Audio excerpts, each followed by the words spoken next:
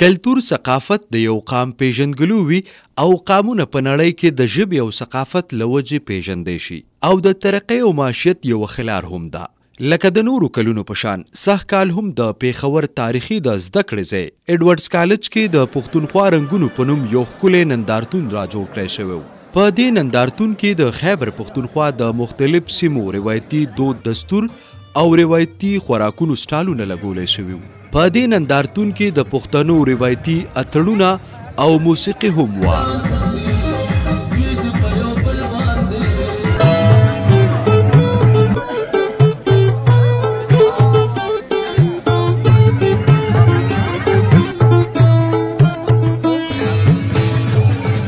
موږ سره مختلف علاقايي سټالز لګېدلي دي چې پکې د هرې علاقې روایتي خوراکونه ملاویږي.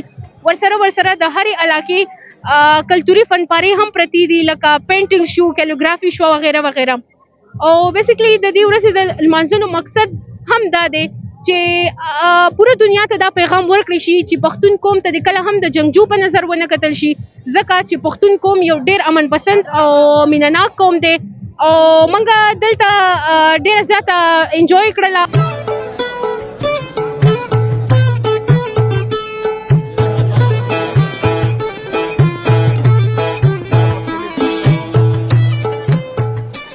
د پښتونخوا هره سیمه ځان ته یو تاریخ او روایت لري، یعنی د دیر چاقو، ټوپۍ، چارسدوالې غټې وریجې، د بنو مساله، د خیبر روش، د پیښور سپلی او داسې د نورو علاقو ځانګړې ښکلا او ښایستونه وړاندې شو.